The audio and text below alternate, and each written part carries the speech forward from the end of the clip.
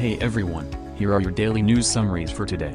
The US is considering sending Bradley fighting vehicles to Ukraine to help it fight against Russia's invasion. According to President Joe Biden, the armored vehicles, which have been used by the US Army since the mid-1980s and have a powerful gun, could give Ukraine more firepower on the battlefield. It is not clear how many Bradleys will be sent to Ukraine, but the US is preparing another weapons aid package that could be announced in the coming days. The US has sent around $21.3 billion in security assistance to Ukraine as the conflict, Europe's biggest since 1945, continues. Anger has erupted in Russia as prisoners who were recruited by the Wagner Group 6 months ago to fight in Ukraine are set to be released back into society.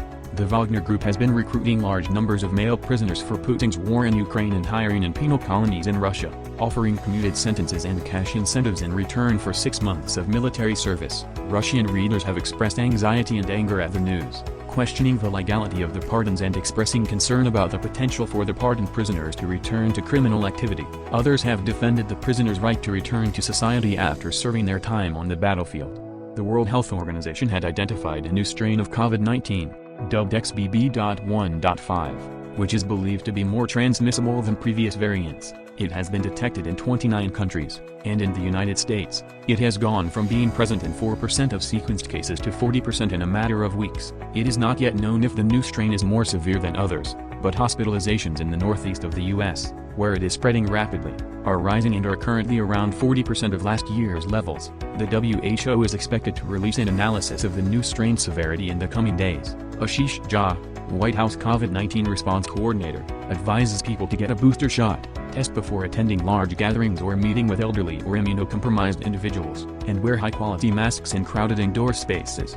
Belarusian hackers have claimed to have hacked the Medical Center for the Administration of the Affairs of Alexander Lukashenko, the self-proclaimed president of Belarus. The hackers, known as the United Resistance Headquarters, released more than 70 electronic PCR testing certificates for COVID-19 issued to Lukashenko and his son Nikolai. The Belarusian outlet Mirror has verified the authenticity of the documents, which cover the period from April 2021 to the end of December 2022.